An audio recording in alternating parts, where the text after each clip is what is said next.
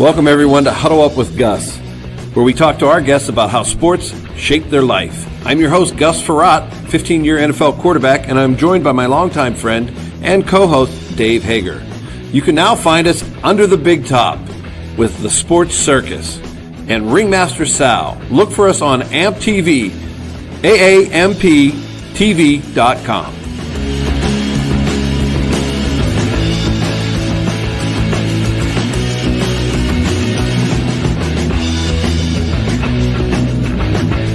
Hello, everyone. Welcome to another episode of Huddle Up with Gus. I'm your host, Gus Frerotte, 15-year NFL veteran, quarterback, and father, whatever you want to call me. But I'm usually joined by my friend and co-host, Dave Hager, but Dave is not here today, so I'll be doing this interview solo.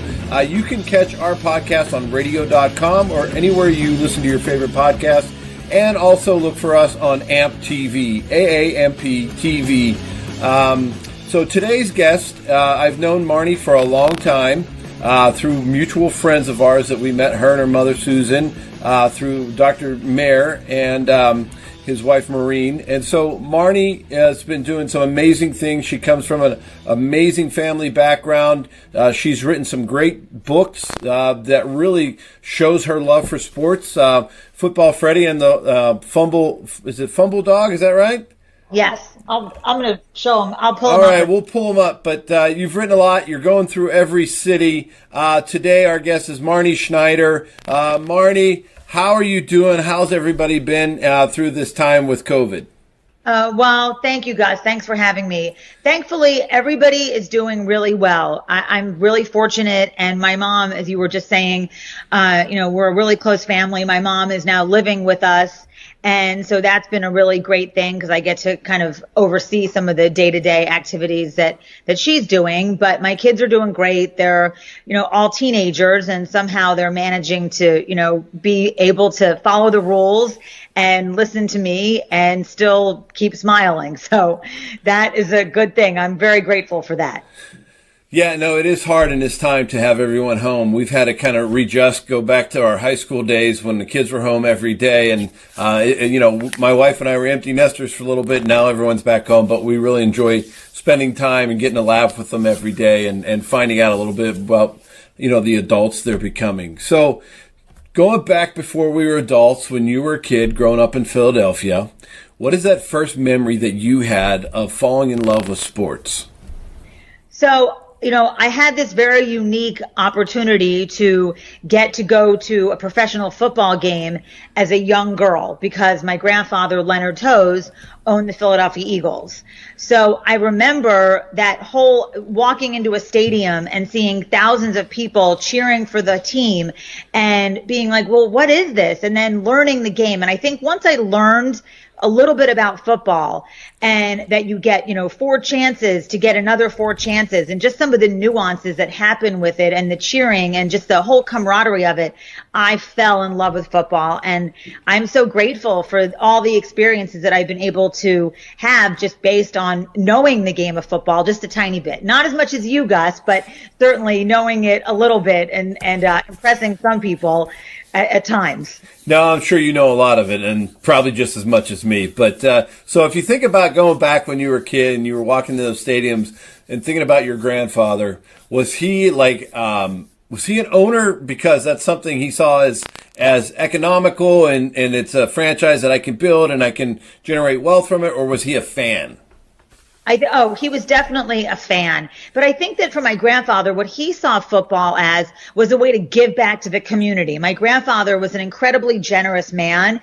And, he wanted to be able to do big things. And like Coach Vermeil would say, to do big things, you got to do big things. So I think that for my grandfather owning the Philadelphia Eagles, he bought them in the late 60s. He realized that when you own something like that, it's not just for yourself, like the greedy, grabby kid. It's like, let's open this up to the entire community and invite people to be part of our team versus, just making it kind of an exclusionary thing. So I would say that my grandfather probably, as an owner, did not use owning the team to be a revenue maker for him. He definitely gave away a lot of things and used it as a tool to give back to the community and give back to others, which is really what he loved to do. And so I guess they say love your job. He really loved his job. Right now, as the granddaughter of the owner, when you started going to these games, you would see the game day stuff, right? You go there and all the fans and all the everything that's going on. But every other day, you know, there's 6 other days in the week. Did you get to go meet the players when you were a kid? Did you get to go hang out at the stadium or their practice facility? I did. You know, I'm the daughter. My mother was a teacher, and today's Teacher Appreciation Day, so I love teachers. My mother started out as a teacher, and then my mom ended up going to becoming a business person, going to law school, and then ended up taking over the position of the first female general manager, legal counsel, and vice president of a professional football team. So there I am. My mother is a single mom at the time with a young daughter. So you bring your kid, it's a family business. You bring your kid to work. So I spent a lot of time kind of watching what was going on at the stadium. Obviously, I could have been a leper from Calcutta, Gus, and my friends were, you know, my high school guy friends were always invited to the games and got to go into the locker room. But I did learn that it is a business. My mom was trying to run it as a business. My grandfather was really trying to do some big things to give back to the community. So they were a good blend. But I definitely had an opportunity to watch what was going on, meet the coaches, meet the players, learn the language, see the dedication, see the discipline, you know, study a little bit from Coach Vermeil and some of the greats. And they definitely helped shape where I am today, and learn the stories and just hear all those great stories. So I'm so grateful to have had those opportunities. So yeah, my daughter was always that way. She was always upset that she never, like, after the game, I would take my sons into the locker room. They always got to go with me, and you know, because I couldn't bring my daughter in there. So I think she's still always a little upset with me that she never got to do that. I said, honey, you didn't want to go in those locker rooms after the games, believe me. So I know my still talk about it. I mean, I did travel on the team plane, but, you know, at that point I was kind of sent to I got on the plane. I had my bag with my Walkman and my cassettes and my batteries, and was sent to the last row of the plane because, you know, they were trying to do business, and it wasn't a place for a young girl to necessarily be kind of, you know, reading Teen Beat or whatever. Right. So you grew up in Philadelphia. Did you play sports as a kid in Philly? I don't know what area of Philly you guys lived in.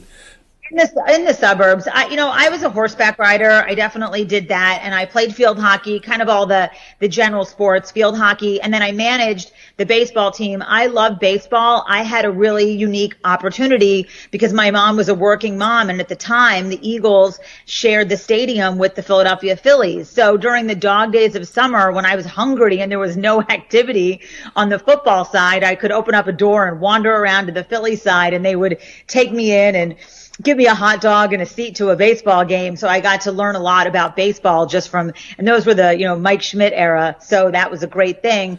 So during high school, I got a varsity letter for managing the baseball team, and I was definitely involved in sports and certainly saw a lot of football games and really enjoyed getting the opportunity to watch high school games. I love high school football, and then also see professional football too. Yeah, my daughter, I know field hockey is big in Philadelphia. My daughter played in college. She went to Haverford. Oh, wow. Yeah. That's amazing. Yeah, so she was a goalie at Haverford for 4 years, and then now she's at Penn in vet school. So I know Philly kind of well, not as well as you, but I really enjoy going over there. So what high school did you go to in Philly? I went to Episcopal Academy. Oh, Episcopal, okay. Yeah, and then after high school, you go through high school, and you know, your grandfather owns the Eagles, and like, so what were some of the conversations that you had with your mom and your grandfather about, like, hey, you're going to go to college, here's some things that you should probably think about studying or doing? Did you have some of those kind of conversations with them? Well, you know, my grandfather was in the trucking business, you know, in addition to owning the Philadelphia Eagles. He didn't want you to be a trucker, though. Well, you do drive a lot. Now I have 3 kids. I feel like a professional truck driver. I love trucking. So thank you to them right now. Boy, they're really helping us out. I think that my grandfather had said something about, in some ways, I mean, they were always reluctant. And I guess it's kind of like having parents who were actors, like, you know, don't do anything in football, don't do anything in professional sports. But that was not really, you know, I think parents say that kind of as their default mechanism. And when I graduated. So I always loved professional sports, and I always loved, writing and reading and things like that. So I went to Penn State, and after I graduated, although I graduated in 4 years, and now what I'm realizing is like the smart people stay for 5 in Happy Valley. Like the dumbbells get out in 4 years. Like, it's such a good place. Why are you getting out in 4 years? Nobody wants to leave. No, I know. I got out in 4 years. I probably could have dragged it out a little bit, but when I graduated from college, and I had a great time at Penn State, and Coach Paterno was there, and he and my grandfather were very close, and it was just so fun going to football games up there. And then when I graduated, I worked for NFL Films. I went directly to work for Steve Sable, and again, I wanted that position, but I mean, I think truthfully, Steve had to hire me. There wasn't going to be, he had no choice. I mean, I called his dad Uncle Ed. So I have a feeling, Steve was really convinced that, I was going to, not take the position, but of course I did. And so that was what happened. And it was a great learning time for me to work for NFL Films. I learned so much from Steve and his dad too, because they're such pioneers in what they were doing. What were you doing at NFL Films? Were you like editing? Were you just kind of figuring out what we're going to film? Or what was your job at NFL Films? So I started off, I really knew nothing other than I knew about football. So when I first got there, I worked for Steve, and I helped Steve. Steve has such a great system of how he did his interviews. Everything was very consistent. I mean, you kind of look like you could be doing a Steve Sable interview right now. Black t-shirt, never a white t-shirt, it was black or navy t-shirt and everything. And so I would work with Steve and let the teams know what kind of some of the questions were going to be happening, what he wanted everyone to look like, how he really wanted to conduct his interviews. And then also, in addition to that, I would cut negative. So the film would come in, and I would get there because I had to learn everything, and that was what Steve really suggested. And so I said, right. Okay. So you go into the negative room, you take this precious, precious footage, you wear gloves, and then you take a list that the editors had then, created the shots they wanted, and you would go into a room bundled up in a down coat because it was very cold in those rooms so that the film didn't get damaged, and you would splice negative and cut negative together and then help them create their highlight reels or the highlight film for that week. Think about how far we came. We went from this film that was, on this big reel, and you had to go in and look at the negatives. You had to cut it, tape it back together. You had to skip 10 minutes or whatever it was, whatever people wanted, and then put it all back together for a 5-minute highlight reel or whatever. Now it's all digital. You get on your phone. It's so fast that it's just incredible how we've come as a society for that. Oh, unbelievable. And the storage, I mean, just the security to get where the film, because it's this precious footage, and there were so many different shows that they were doing. They used to do obviously the Football Follies, and they would do this is the NFL show. So many different things. And then I knew a lot of the inside stuff just because my grandfather owned the team, that, whether the footage is allowed to be sold, whether it's not allowed to be sold, you get 4 or 5 days to air it for free in the local markets. And then after that, then they pay for it. And so it was so interesting to not just view it as, okay, here's some great footage of some great plays that were made that will be history from the, Professional Football Hall of Fame eventually. But it's really amazing. And then where they store all the film is really why they needed so much space, and they kept building and building and building to keep all the footage safe so that we can continue to look at it and have it. Yeah, do you think that they've had to take a lot of that and made it digital and just kept all those negatives back in a big vault, like you're saying, and so that we can have them forever and preserve the history of the NFL? I mean, what Steve Sable did and his thought process and his long game to this has really made, I would say, companies like ESPN. Like, if it wasn't for Steve Sable, ESPN, I don't think would be around. Right. I mean, and the whole history of how NFL Films got started was because his dad, Ed, was, filming his high school. He went to Haverford School. Right. So Uncle Ed was filming Steve's high school football games. And, Steve was an amazing marketer. So when you work for Steve, I mean, Steve was really such a great filmmaker and a great storyteller and an amazing marketer himself of how to prevent, the collapse of the NFL. He really provided us with this opportunity to learn about the inside nuances of you, for example. And his questions were always so good and his interviews were always so great that everybody wanted to be part of NFL Films. And today, I mean, it really is the kind of the leader. I think it's fallen off a little bit because now digital and everything else. But back then, I mean, just the Super Bowl preparation. I worked for Steve during the Super Bowl in 1991, and that was the Whitney Houston singing the national anthem year. And there was, 42 cameras and where everybody was going to be and just the logistics of it before the game started was really unbelievable. And now it's, definitely a different scenario, but getting real footage of that was something so amazing to be part of. Thanks for listening to us on radio.com. This is Gus Farrat with Huddle Up with Gus, and you can find us on AMP TV, AAMP.tv. So, Marnie, I think back to that and talking about NFL Films and the what it has done for our game, and I mean, it's really taken the NFL to the next level. Really has, because if you think about all the history and everything you did with NFL Films, it put the NFL on the map, really, because as TV and as everything else started getting better and better, we needed that footage. So after NFL Films, you spent your time there, you did a lot of great work and learned a lot about marketing and everything else. What was your next step in life?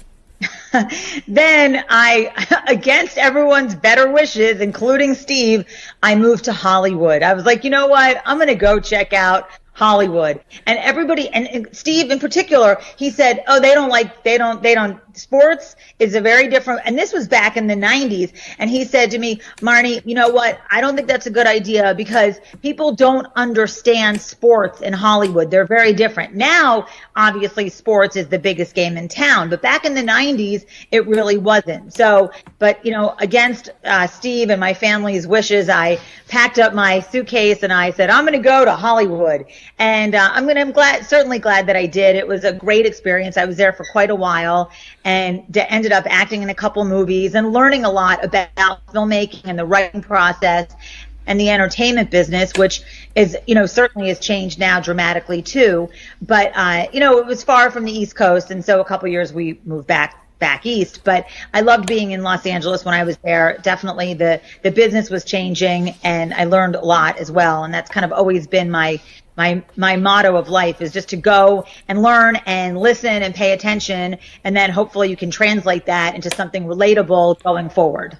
So, you hear all these stories about, like, when you go to Hollywood, I mean, it's very tough to break into and you have to have all these side jobs, right? To keep your living and make some money. Did you have to do any of that? Were you a waitress or anything like that to have your side job while you were trying to get into the movie business? Yes, my side job was I worked in the mail room at the William Morris Agency. Oh, okay. So, and so I was in the mail room, and it legitimately was a mail room. It was a room filled with mail slots, and you would put the mail, or you would have a little pulley cart that you would distribute the mail to the different agents. And then when you got promoted, when you were able to really do the mail slot very well, then you got promoted to be driving around delivering packages. And I will say this because it's funny. And so there were a few different routes that you would take. There was the Hollywood route, there was the studio route, then there was the West Side route. And sometimes, because I was not from Los Angeles and not from that area, they would say that I was MOR, which meant missing on rodeo. Because it would take me a lot longer. I couldn't read a map. I was like, wait, what is this Thomas guidebook? How is this a thing this thick? And you had to, map out where you were going. And it really was all in the go over the canyon and forget it. But yeah, so then I would drive around and deliver packages. And then they kind of figured out, wait a minute, that might not be the best idea for a bunch of young, relatively attractive women to be knocking on the door. Right. People's homes and delivering packages. So they said, oh, no, I think everybody's going to come back in the office. And they started hiring out, mail services to deliver the mail and the packages. And then I ended up getting promoted and worked for an agent and learned the business. And at the same time was pursuing a little bit of an acting and a writing career. So I got to kind of learn it from the backside of what was the agent job, in addition to then having some inside activity to go do some auditions. Start your day sunny side up at the Westin Bonaventure Hotel and Suites and enjoy breakfast for two on us. No matter how you plan to spend your trip to Los Angeles, start every day with a hearty meal to kickstart your morning. Enjoy breakfast for two on us each day you stay. For reservations, be sure that promo code S4B appears in the promo code box when making your online reservation at Marriott.com/LAXBW or call 1-800-228-9290 and ask for a promotional code S4B. So what were the two movies that you got to act in? So I think the biggest one that people still can quote, and I get my really nice residual checks. And when I say nice, I mean they're not. I mean it's always nice to get a residual check. They're not huge checks, but The Wedding Singer. Okay, so, yeah. Joyce, the flight attendant in The Wedding Singer, and that was lots of fun. And Adam Sandler is very funny and very nice and a great person to work with, and so that was a great thing. And then there was a Renee Zellweger, Chris O'Donnell movie called The Bachelor that I was in, and for continuity's sake, not performance sake, my part was kind of edited out a little bit, but I still get some residual checks on that. But so that was fun. And then I realized I was like, I think I'd rather go do some writing and kind of go back to my roots, which was sports and football versus that, Hollywood movie star thing. I was kind of over it and said, I think I like sports. I think Steve Sable was right. I should have listened to him. Right. Right. Football and sports are my thing. But when you're young, you got to try everything, right? And that's what I tell my kids. If you have a passion, you want to go try something, go do it. You only live once, and you're only young once, and that's the time to do it. When you have those kind of urges, you got to go follow through with all of that. And I think that's great that you did that because you probably learned so much. And the worst part is if you would have never done it and always say, what if I would have been out there, right? I think that's. Yeah. Definitely true. And that's the thing. I think that I was so fortunate that I had really supportive family members to understand that, to say, okay, well, we don't really believe in it and we don't really necessarily think it's the right thing for you, but go do it. And we trust you and we know you're going to be safe and we know you're going to be responsible and reliable and all those things. And so I'm glad that I did it. And, the fun thing is that lately The Wedding Singer's been on a ton. So all my friends will screenshot my scene and send them like, oh, thank you. That's so nice. That's a great way to keep in touch with everybody because they see me handing out hot towels to Adam Sandler on the plane. So that's not too bad. Right. Well, I think what's amazing is if you think about editing, like movies is like the biggest edit of all. I mean, how many times do you have to actually shoot that scene? A lot. I mean, and you do it from different camera angles. And that's the one thing that I love about sports is that there are no do-overs. And I think that was one of the things with entertainment was that, you get, you can redo it. If you have a bad day, you don't have to show up. But with sports, you have a game. You're suiting up, you're playing. You might have family issues. You might not be feeling great. You might have something that's bugging you, something, whatever it is. But no. You are going to suit up. You're going to bring your best performance and you're going to play. And I love that about sports. And that's really how life is. You really get, now obviously during a game you get a certain timeline to bring your best, but you don't get a chance to kind of I'm tired today, I'm just going to stay home. So that's what I love about sports, and what I love certainly about football is that we get to see people doing things that maybe we could never really do, but also at that moment we're sitting in our armchair having some chicken wings and watching amazing athletes perform despite the odds. Yeah, it is, and you do hear that. It's such a good point that you hear about athletes that have gone through so much off the field. And then they get on the field. And that's why, as an athlete, you're taught to, once you cross those white lines, you just leave everything else go and you focus on the game because there's nothing else that you can do besides play the game.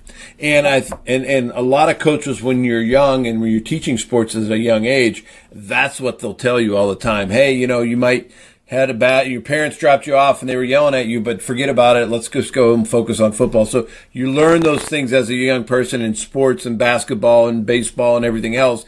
Cross those white lines. Now it's just this. And then when you get back there, you can focus on everything else. So now you're flying back from California. You're going back to Philadelphia. What's your next step in life? So, philanthropy has been, one thing about what you just said about crossing the white lines, there's two things that really strike me about that, is that a couple years ago, I saw this beautiful interview with Sean Moreno. Right. And at the time he was playing with the Denver Broncos. And they said, and every time they would play the national anthem, he would be in tears. In absolute tears, and beautiful. It was just so poignant. And they said, well, no, Sean, why are you crying? What is it? Is it the song? And he said, oh, it's the song, definitely. And I'm with my teammates. He said, but what it is the fact that I am appreciating this moment. I will never get this moment again. I might get injured. Everybody's here right now. Next week, it might be somebody different. Something's different. We're not going to be playing at home. Who knows? So I want to embrace it all and soak it up and appreciate it as much as I possibly can right here and right now. And I just thought that was so beautiful. And it's such a great way to live life. And he really got it. Like, he totally understood the importance of appreciating the now and everything else. And so for me, I always was like, I love to, I don't know him personally, but I would love to one day have a chance to thank him even just for that reminder that we are doing this and just to enjoy the moment, because they are fleeting and we just don't know what is next.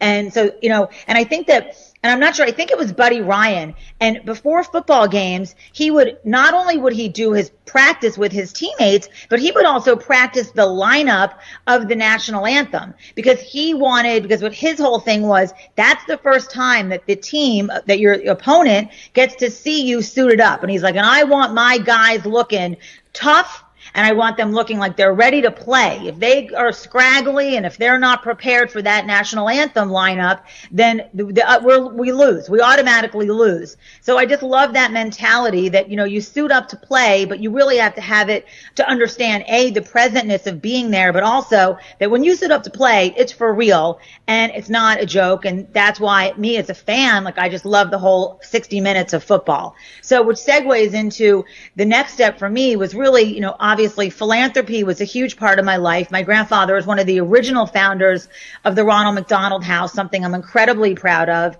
When he owned the Eagles, Fred Hill, who played football for him, Fred and his wife Fran, their daughter was diagnosed with leukemia. That turned into this wonderful charity called Eagles Fly for Leukemia. And then that turned into the Ronald McDonald House. So what I wanted to do was to figure out a way, and my mom is very philanthropic, loves high school sports, loves getting families out there to support the local high school kids, playing sports, doing things like that. So what I wanted to do, my mom and I said, let's figure out a way to highlight all these great experiences that I had as a young girl, traveling, football, all these wonderful things that I got to do that people don't even, going to a game is a luxury, letting alone going to a lot of games. So we came up with this idea of writing a children's book series called Football Freddie. Freddie's based loosely on me. Well, not loosely, she is me, and Fumble the Dog, Game Day. And in all of our books, and so far we have 7 of them, they take you on this great tour through the city. So in Philadelphia, you get to go to the National Constitution Center, the Liberty Bell, learn about Ben Franklin, learn about Betsy Ross, some of the great things that are part of our country. And then you end up at the stadium to learn a little bit about football, because I think football and sports is the universal language. Yeah. Right. So getting back to your grandfather starting the Ronald McDonald House, it started in Philadelphia. Is it headquarters in Minnesota now? No. Okay. So the headquarters are in Chicago. Chicago, which is where the McDonald's Corporation is headquartered. Okay. But I do a lot of work in Minnesota, and I've become very, very close. I mean, I've been very fortunate. I've met some of my most amazing friends that run or work at the Ronald McDonald Houses all throughout the United States. I'm so fortunate. Amazing people. So the first house is in Philadelphia, and they just celebrated their 45th anniversary. Wow. And it's amazing. It's really, truly remarkable. And now they're almost like mini hotels, what they do over there. It's a big operation. So the first house opened up in Philadelphia in 1974. And then, the NFL literally picked up the ball and ran with it. The second house, Mr. Hallis, he was a huge supporter of it. The second house opened up in Chicago, and Mr. Kroc, they were really supportive of the whole charity and what it meant, and calling it the Ronald McDonald House. It really started because of raising money through the sale of Shamrock Shakes. The former president of McDonald's in the mid-'70s, a great man named Ed Renzi, said, okay, we'll do this Shamrock Shake thing, and you're just going to name the Ronald McDonald House the Ronald McDonald House. And my grandfather was like, fine. He's like, the Leonard Tose House. He's like, I can't even get one of my wives to stay in my house. He's like, but Ronald McDonald sounds a lot better than Leonard Tose House. So that's really how it happened. And now there's houses all over the world. There's hospital floors dedicated to helping families. And it's really, truly a remarkable, remarkable charity. So I get to do a tremendous amount with the Ronald McDonald House. And I'm so fortunate. I meet tons of families, and I love to hear their stories and share my history with the house, which I think once people hear that it really started from a family who had a sick child, it changes everybody's perspective. A lot of people don't even know the history of RMH, and once they do, they love the charity even more. And today is Giving Tuesday, so I'm definitely making, a big push to give back to the charities that one likes. Obviously, for me, I have a few favorites, and Ronald McDonald House is definitely one of them. So tell us a little bit more about the specifics of the Ronald McDonald House, of if I have a fan or somebody listening, and they need to use it, what is it for, and how can they get in contact with the Ronald McDonald House? Okay, so if the Ronald McDonald House, they are an amazing charity. You can, if you have a sick child, and the ages, vary. I think it's like 21 and under, but there are always exceptions. If you have a sick child and you need a place to stay, then you can reach out to the local Ronald McDonald House. So a lot of times families travel from all over the world. So for example, in Chicago, there's families that are coming from Russia, coming from Africa. They will reach out to the Ronald McDonald House and they will get a place to stay. So the Ronald McDonald House has a beautiful, you get a room with your own bathroom, and you get all these wonderful perks of staying at the Ronald McDonald House. A family type community. There's always food there. They do amazing programs for volunteers. Right now they can't do that because of the COVID virus, but you can go in and you can donate your time to make meals for the families. So the families stay there. It's free of charge. I mean, maybe sometimes a small little fee. It really does vary, but you get this amazing experience of really knowing that you're taken care of and that you have a place to stay, so that if your child is in the hospital or if you're dealing with a sick child, you have a place to stay. And that's something that, my oldest son, when he was 9 months old, he had neuroblastoma. So he did not walk or talk till he was almost 5. We traveled, at the time we were living in California, but we traveled a lot to Philadelphia. We did not stay at the Ronald McDonald House because I had family in Philadelphia. But I mean, I know what it's like to have a sick child. I've had a sick child. Thankfully, Jonathan now is my AV guy, in addition to, in addition to other things, a great student and a nice man, and loves playing football and so forth. But having a sick child, when you have a sick child, all you think about is your sick child, getting your child well. So the Ronald McDonald House provides you with a place to stay so that you can really focus on your child. And if you have family members, then other children can stay there. It really eases the burden of knowing that you're going to be dealing with doctors and hospital appointments and all sorts of things that as a parent you never really plan on, and now suddenly you have this in your life. So the Ronald McDonald House gives you the tools to deal with, managing your child's health care and not, having to worry about all the other things that go on when you're a parent. Now, do they also have therapists and I'm trying to think of other things, because if you come in, if you come in as a parent and your child was just diagnosed with this debilitating disease or whatever it might be, and you have no idea what it is. Luckily Annie was, when her mom had a glioblastoma multiforme, she had brain cancer. Annie was a nurse, so she knew how to diagnose, she knew how to write about it, she knew how to tell everybody about it. But a lot of people don't have that. So is that something that the Ronald McDonald House also provides to families? They are so wonderful with that. They offer so many programs. They offer opportunities for families to be together. They really are so sensitive.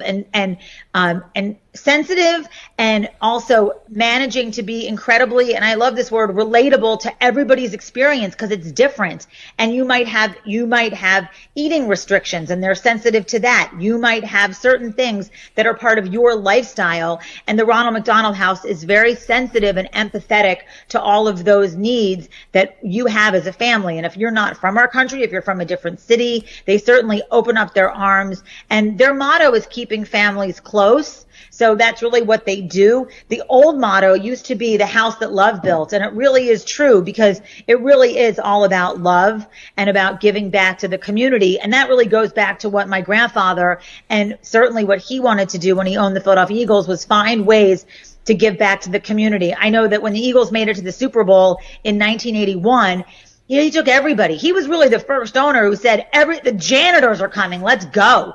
He had 800 people that he paid to bring to New Orleans, because his whole thing was, it's a team effort. Yes, we've got amazing athletes on the field and great coaches and great minds and great scouts and great everybody in there, rolling up their sleeves to make it on the field operations happen. But it doesn't happen without the janitors, without the ticket takers, certainly without the cheerleaders, everything. So I think that that's really also one of the things that the Ronald McDonald House does too, is it really lends itself to opening up an opportunity to a family that they might be able to go to a game. They might meet new friends in that community. They'll certainly get an opportunity to work with a social worker, learn new things. I've done a bunch of, I've gone to a bunch of Ronald McDonald houses and had the amazing privilege to do book readings and share my books with families and get to hear their stories. And they always bring in great guests. And at the Super Bowl a couple years ago, this is something I'm really kind of proud of.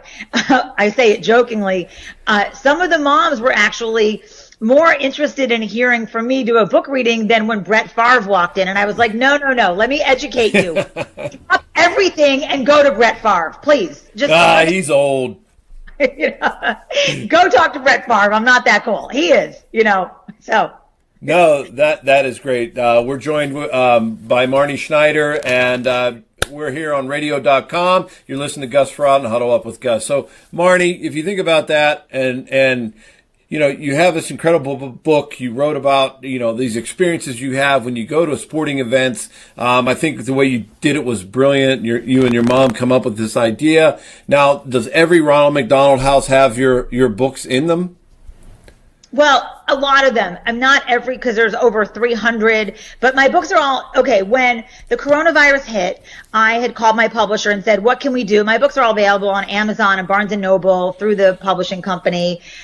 So what we did over the past couple of weeks is now we put the PDF on our website. So if you go to footballfreddy.com, the books are all available for free on the website. Tons of Ronald McDonald houses do have my books, and I've donated a lot of books and a lot of, certainly a lot of materials to those houses, but not every house has it. That's one of our goals, is to give, books to every house. Certainly Philadelphia, Long Beach, Minneapolis, Miami, a lot of places, Pittsburgh, a lot of places do. Chicago, I've done a ton of work there too. But our goal going forward is to make sure that it's to, potentially put together a little library in all these houses, because I think reading is a great coping skill for families. And obviously I want to share my love for travel, my love for tourism, my love for history, my love for football through my books. Yeah, no, great. So I think what's great about your books too is that you give this whole description of the cities. So like I can imagine when you come to Pittsburgh, you may visit, the Heinz History Center. You may go see, the stadium, the Pirate Stadium, everything that Pittsburgh is about, the Incline. Everybody talks about Permanis, and it's an old sandwich shop. But so when you go to a new city, I think you said you've written 7 books? 7, yes. 7. So that they're all NFL cities? Yes. So now they're all NFL cities. So the Carolinas was a little bit different because it's 2 states, 1 team. So you take a tour through North and South Carolina, but otherwise, yeah. So it's Philadelphia, it's Pittsburgh, Chicago, Green Bay, Dallas is just, Dallas is done. It's about to come out. It's available on my website. Atlanta and the Carolinas. So you get a tour of those cities. So do you take your family with you and said, okay, we're going to go write a book about the Miami Dolphins. All right, we're going to go visit Miami. We're going to spend 2 weeks there and go to some great places that's going to give us ideas. Is that how you do it? How do you come up with the ideas of what to put in your book? All right. So that is a great question. Thank you. A lot of it is based on some of the things that I really loved when I was a kid. So growing up, I had this really unbelievable experience of okay, now nobody would do this. We would land in a city and my mother and grandfather would get in a car and they would go work and I'd be put in a car with a strange person and driven around the city. Could you imagine if somebody did that now? You wouldn't do, maybe Uber, maybe, but I mean, no, you don't put like a 14-year-old girl in a car with a stranger and be like, well, see you at dinner. Okay. Yeah. What happened to me? So I would be in San Diego and I would go to the zoo. I would get to go to the all these different places. And so a lot of it was based off some of the things that I liked to do when I was younger. But definitely nowadays I do once we kind of get we highlight the places that we definitely think we want to put in the book. And then I will take a tour down there and say, okay, this is great. Let's do this. Let's do that. Find ways to make it fun and interesting so that families can either do the Football Freddy and Fumble the Dog game day tour themselves, or they can say, oh, I was there. Oh, I know that place. Or yes, like you said, I love Pamani Brothers. That's amazing. I went there when I was younger, just so that everybody kind of has a frame of reference of some of the big things. Or in Philadelphia, obviously it's Pat Steaks. Or, oh yes, I loved going to the stadium and here's what the stadium looks like, just so that everybody can really share their story. And while there are words, and I definitely spend a lot of time writing my books, there's also wonderful pictures, like you said, of Heinz Field, of the Incline, of all these different places, whether it's if you're in Chicago, having the opportunity to see Soldier Field, what that looks like and the history of that. So I just get excited being able to share my experience of those places and what they really meant to me. And then also new places that weren't there, 25 years ago when I was traveling around. Valet, stay, and play on your next getaway to Los Angeles. The Westin Bonaventure Hotel and Suites offers effortless access to all the City of Angels has to offer. Whether you're hoping to catch a concert or sporting event, our hotel is just moments away from all the action and accessible to Hollywood, beaches, museums, and theme parks. The package includes a guest room and valet parking. For reservations, use promo code PSF in the code box when making your online reservation, or call 1-213-624-1000 and ask for promo code PSF. Oh, yeah. Like when you used to go to D.C., it was RFK, and now it's, FedEx Field. It's like a spaceship landing in the middle of nowhere. I loved RFK for what it was. And, think about even when I came in the NFL and you were riding around, all these new places, a lot of the stadiums aren't even there anymore, which is kind of crazy. I know. And that's one of the things. I will say this, that, I loved having games. Now, I did not play there. I actually, sometimes football players will come up to me if they know my history, like Willie McGinnis is one of them, and he'll show me like a gigantic broken finger, and he's like, this happened at the vet. And I'm like, I'm sorry, Willie. Yeah. I'm so sorry. I apologize. I'm like, yeah, but you still won a lot of games. It's fine. Okay. Just move right on. Move on. The thing is, like, yes, I love the history of the older stadiums, and I do think that we kind of have gotten a little bit away from some of that stuff. Like the history of Veteran Stadium really was about, my grandfather loved hosting games at the vet. He was a veteran. It was really important to him. He loved having the Army Navy game at Veteran Stadium. He was, he served our country. So I think for him, the pride of that is definitely different than going to a game at Lincoln Financial.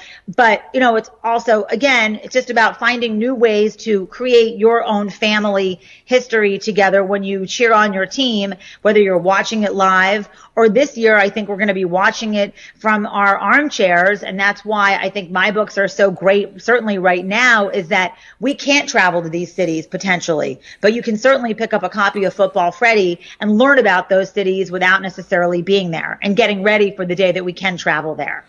Yeah, no, I think that's wonderful. And so you're doing Football Freddy, you're doing the Ronald McDonald House, and I know you have another charity that is very important to you and your mother. Can you tell us a little bit about that? Yes. So recently, and my mom, and she's such a champion of so many causes. So yes, certainly for me, Ronald McDonald House, there's another great charity that matters to me, which is Dog is My Co-Pilot, because I have rescue dogs and I love animals, and that's really important to me. And autism, my best friend from college, her son is autistic, so Acing Autism, which is a great charity in Pittsburgh. They're really important to me. We've done a lot with them. But also something that's really hit home hard to me is Alzheimer's. My mother, who was my best friend, my biggest cheerleader, the matriarch of the family, and certainly has been such a great advisor to so many, was recently diagnosed with frontal lobe dementia. And, it's a devastating disease. All diseases are devastating. What I've learned about Alzheimer's and dementia is that the first time you get diagnosed or that a family member gets diagnosed, it literally is like getting punched in the face. And then unfortunately, this disease, there's no hope. You don't have the hopefulness of like, well, if we do this, this, and this, no, there's no hope. It is a dead end street. So you kind of keep getting punched again and again and again until the end. And then you have to mourn the loss of what just happened. So I've really become very dedicated to working with the Alzheimer's Association, helping them with whatever it is that they need to be done. I know that finding a cure or finding any sort of remedy is definitely not, it's definitely not going to help my mother because we're way beyond that. But knowing that there's so many other families out there that are going to be suffering this disease, it would be out of my DNA to not roll up my sleeves and try to find ways to help out so that going forward, I'm not a casualty, but that I have friends I can say, here, go do this, or this might help, and really feel like I've been evolved and been an active participant on the field of sorts, helping out and trying to make a difference. Yeah. So you're extremely busy. It sounds like. That your life's work now seems to be giving back, helping others, raising your 3 kids, taking care of your mom. So you're extremely busy. How do you fit all that into a day, a week? It sounds like you need an awful lot of help. Well, I have an amazing bunch of friends. My kids are really great. My animals are certainly very supportive of me, and I've been blessed with a lot of energy. So that's the thing. I know. That truly is a gift. So I take care of myself because I don't want to squander that. Like, I know that's a gift by feeling good and being energetic, and those are things that I'm blessed with. Not everybody has that in their body, so I try to take good care of myself. And I don't drink and I don't smoke, and I've never really been that kind of person anyway. And in addition to that, I really try to just kind of follow the basic guidelines of humanity. I wash my hands. I don't touch my face too much. I've tried not to. I try to be a good person. And for me, the best way to feel good is to give back. It's the only way that I can really reset myself is by giving back. So I think that that's made a huge difference to me, is knowing that if I'm feeling kind of melancholy from some of the things that are going on, certainly watching my mother, who is such a bright, shiny light, definitely kind of get a little bit dimmer. By me giving back, that kind of puts more energy into me. And I'm lucky. I have some really nice caregivers that are part of our day-to-day life. And I'm so thankful. I've got great friends, and I am very fortunate. And that is something that I am very appreciative of. And I want all my friends and family and loved ones to know how much I appreciate them, because it's really a gift. It is a gift, and you're doing an incredible job, and we appreciate you for all the work that you do of helping and giving to others. That's a lot of selflessness, and I think that you do a great job with all of that. One last thing we do here on Huddle Up with Gus, we call it the No Huddle. No Huddle is brought to you by AMP TV, so hopefully everybody can go onto AMP TV and check us out on hotel television. But it's the No Huddle, where I'm going to ask you some questions. You can make them short or long, whatever, but it's our time. We're going to take this time to drive it in and hopefully score the winning touchdown here. Great. All right, so first question, Marnie, is what is your biggest pet peeve? Oh, my biggest pet peeve. It's probably something that I do, which is, it's going to be something that I do, which is, let's see, leave dishes in the sink. And it's something that I do. And I'm like, I can't believe there's dishes in the sink. So that's yeah. I know Annie would just for years would yell at me to wash. She hates when dishes are in the sink. I finally, after 25 years, I think I broke her of it, but she still yells at me. All right, second, what is your favorite sports movie? Oh, Jerry Maguire. Jerry Maguire, very good. I love that choice. I mean, I love Cameron Crowe. He's my favorite movie director, Almost Famous, all of his movies. I love Jerry Maguire. It's great. And then, okay, wait a minute. But there's a caveat in that. Of course, Invincible is my other, like, I'm tied. Jerry Maguire, because I know Vince. I love Vince. I know the story. I was there, young girl, but definitely Invincible. So, Vince is an amazing, Vince and Janet are wonderful people, and they've supported my mom and her, charitable endeavors. So between Jerry Maguire and Invincible, you can't go wrong. So Invincible, I've watched it like 6 times. I love that movie too. How close is it to the real story? How do you feel when you watch it? Do you feel like it takes you back to when you were living through it? Yeah. Oh, definitely. I mean, I was very young, but I mean, okay. So in the real world, I think, Vince was, I think Vince was a teacher. I'm pretty sure Vince was a teacher, and I don't know if they touched on that in the movie, but it's legit. And I will say this, that Coach Vermeil, with a few exceptions, Coach Vermeil had 3 kids in real life and only 2 in the movie, but Mark Wahlberg did an amazing job. Greg Kinnear is Coach Vermeil. The guy that played my grandfather had the suits down pat. I mean, it's very, very close to home, and I love that story. And it really is such a great story about overcoming the obstacles, putting in the work. And everybody says, and I'm fortunate enough to be friends with, and it's amazing. Like, whenever I get an email or a text from Coach Vermeil or Vince Papale, I'm like, I'm the luckiest person in the whole entire world. Coach Vermeil has my number, and he'll send me old pictures of him and my grandfather. So I feel that's a huge, I feel very, very fortunate to have that. But he truly, if you could survive Coach Vermeil's training camp, everybody says that was the hardest training camp. If you could survive that, you could do anything in the world. That's great. I'm a little jealous as well.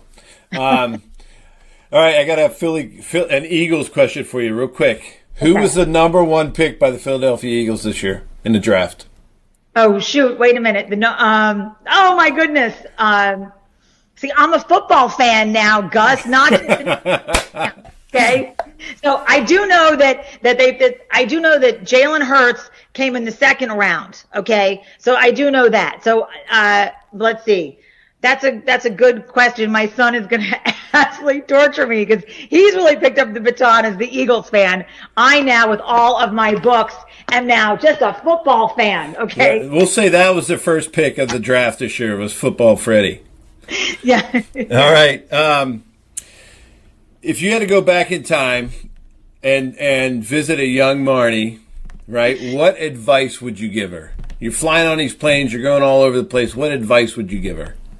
Stay in your lane of sports. That's what I would say, is don't try to do things that weren't really in your family history. Stay with the charity side of it, or stay with the football side of it, because that's where your nexus is. And when you kind of when you veer too far off from your nexus, it's not a bad thing. And I've learned a tremendous amount, but it doesn't really, it's going to take you a little bit, the course correcting is going to take a little bit longer. So that's what I would say, was to stay with consistency of your family business, which is sports and charity. Listen to Steve Sable, right? Listen to Steve. I know. Oh, Steve, he was the best. All right, you're a big Philly fan. All right, you love all Philly sports. Who is your Mount Rushmore of Philadelphia sports legends? Well, I would say this, forgetting football, but I do love Jaworski, and I do love Wilbur Montgomery and those old, 1981 Eagle guys. But I think that the 1980 Phillies might be, Tug McGraw, Mike Schmidt, that team, just the grit, Bob Boone, that team to me, and watching them, and I was there when they won the World Series, that was something just so fun, because it was the first national championship that I'd ever seen happen. So being able to be part of that, so I would say that. And then, of course, I love Coach Peterson and Nick Foles and Carson Wentz, those guys, the new crop, although Nick is not in Philadelphia anymore, but Coach Peterson's amazing. Well, he'll never be forgotten, that's for sure. No, definitely not. Okay, what is your favorite album or song? Okay, well, I would say that my favorite album, of course I'm going to say this, but I do love the band The Eagles. Hotel California could be one of them, but certainly more current. I am a huge fan of Florida Georgia Line. Okay. I love Florida Georgia Line. I love them, and pretty much all their songs I think are great. If I had to pick one of their songs, I would probably pick, let's see here, geez, I like so many of their songs. All right, wait, I might have to now change it to, no, I'm going to go with, let's see, Florida Georgia Line and what's my favorite song? Cruise. Yeah. All right, we'll take it. Yeah. Okay, so your mom was one of these women who broke all the rules, right? She was the first GM, legal counsel. She did all these things that no woman has done before.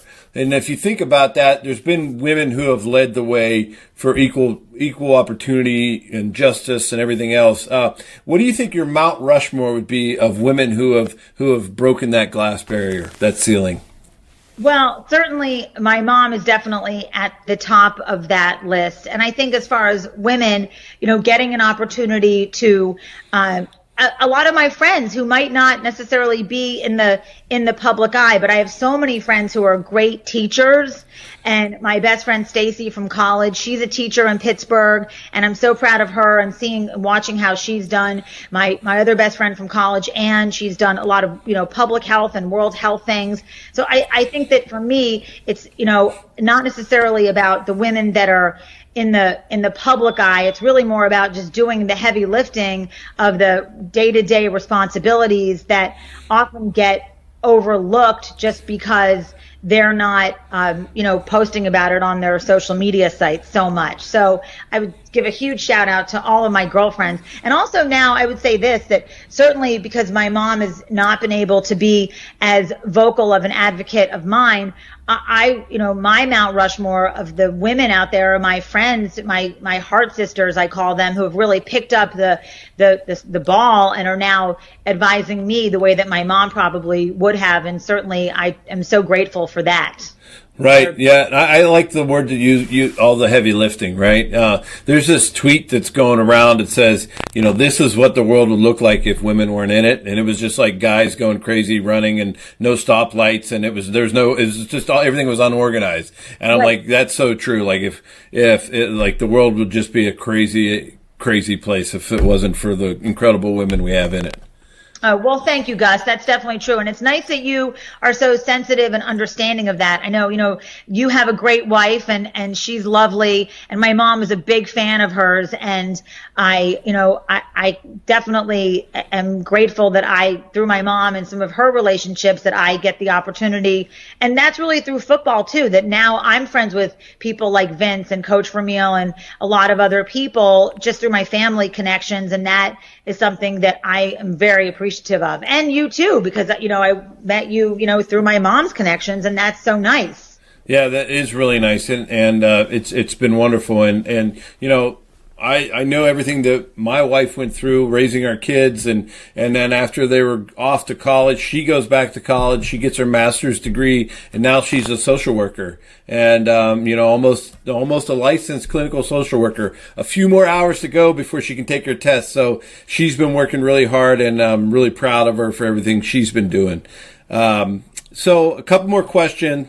Congratulations. Thank you. So, if you could switch with one person out of all the people that have ever lived in this world, alive or dead, who would that person be? If I could switch with one person, how long am I doing this for? You get 1 day. I get 1 day with that person, as that person.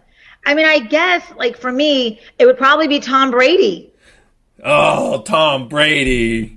I want to see what that's like. I want to see, I'm curious to see what, at this point now, Tom has had such a legendary career, and, I'm curious to see what a day in the life of Tom Brady really is like, because we all think, we could do that job. I've always said, a great game show would be when people are like, oh, I could have made that pass. Oh yeah. If you do that pass, you can, you put somebody in that kind of scenario and see if they could make that actual play or whatever, and then they could get a salary for that day or whatever it is. But I think, certainly I would like to see what it's like to be one of the best. Maybe it doesn't have to necessarily be Tom Brady, and I'm pretty open to being put into a position of anybody's job for 1 day. Anybody that's really done something for a very long time, I'm curious about that versus somebody that's just kind of starting out. Yeah, I think I would want to go back in time just because, now, everything is recorded and you know so much about people through social media and how video is just sent out. Like, to me, to go back in time and be somebody that is you knew about, but you really didn't know anything about. You know what I'm saying? All right. So who would it be? I don't know. Like, sometimes I look and like go back. Okay, what was it like to be Johnny Unitas? Right. You know, where you know what he does on a football field. But that every day to day, you don't know. Like, I just think for me, it would be going back in time a little bit and finding somebody that was famous but not. Joe Namath. How about Joe Namath? Yeah, well, yeah. I mean, I don't know if I could take it. One day might be enough, that's for sure. I think, right. You know, what was it? Girlfriends 3 or something. What was the name of the bar? Yeah, I don't know. I don't remember. Something Poor like Joe. Okay. One last question, and then we'll wrap up. Okay, why should somebody go and visit Philly? Okay, well, you know, Philadelphia, well, it's a city of brotherly love, for one, all right, and that we document that in the book. But I think that Philadelphia gets a bad rap. I mean, and I love Philly. I grew up in Philadelphia because it's really, truly, before D.C. came along, Philadelphia is the birthplace of our country. Right. So you get of history there. You have great, great people. I mean, Philly, we can sometimes be, a little rough on our sports teams and so forth. But I think that's dissipated a little bit now that there's been some winning. But I think Philadelphia is a great place. If you're going to get an opportunity to go see some of the historical sites, learn about Ben Franklin, Betsy Ross, great art museum there, amazing food, and it's an easy city to get around. And if you're on the East Coast, it's an easy city to get in and out of. And I think that you would actually learn a lot and feel connected to the United States of America from visiting Philadelphia. Great. I love that answer. Okay, so tell us and all of our people that are listening where they can get a hold of you, how they can get your books, and what every connection that you have. I mean, there's so many, but let it rip. Okay, so they can go to footballfreddy.com, and that's where they can start to research the books. They can go on Instagram, and I'm Marnie Schneider 1 on Instagram, and follow me on Instagram. They can go to Facebook. I'm really active on Facebook and Instagram. So Marnie Schneider on Facebook, send me a message. LinkedIn also is another great resource for me. I love LinkedIn. I love learning about business and hearing what people are doing and kind of sharing with other people about what they're doing and seeing how I can help out. And let's see, you can get my books on Amazon. Well, now you can get them for free if you go to footballfreddy.com because they're all available. You can just download them for free. But if you want the actual hard book, then go to Amazon, go to Barnes & Noble. You can go to mascot.com. That's my publisher, and get the books. You can send me, my Gmail account. You can email me at marnies1@gmail. That's my Gmail account. So I will check that as well consistently. And, just if you want me to come on and do a Zoom classroom reading, I've been doing a bunch of those and that's lots of fun, then reach out to me. And, I think I'm pretty accessible. I love sharing my books and I love sharing reading with everybody. It's a really great coping skill. And certainly, and I was told that my books are not just for kids, that my books are really for all ages, because it really does take you on a tour through these great places where you learn about some of the great historical sites and about what makes the football game so special. Well, hey, thank you for letting us know where we can go and find your incredible books. And please give your mom a big hug and a kiss for me. And I wish you guys all the best. And I know this is not an easy time, but I know she's loved by you and your family and everyone around her. So God bless you and take care of your mom, take care of your family. And I look forward to seeing you again at another Super Bowl or maybe even here in Pittsburgh. Absolutely. Wait, one more thing. I know that you're the Borscht King. I'm wearing this color. This is burgundy. I wore that. You maybe not can't tell Skype, but I wore this in honor of you, the Borscht King. Okay, so when I come to Pittsburgh, I'm expecting some borscht because I wore my perfect burgundy color just for you, Gus. We'll have to go to the German store and get some when you get here. Okay, good. I know it's very healthy. I probably need to go I need to look into a recipe and make my mom some borscht. She would, right. She definitely, she probably would like that. Like it. It's a whole country. She would love it. Swedish meatballs and borscht, and right. She's good She's good to go. Well, thank you. Tell your son thank you for helping you get on Skype. I know. Oh, no, here, it'll cost me, but it's fine. It's worth it. All right. Well, thanks again for joining me, Marnie. Have a great day. Thank you. Take care. Bye.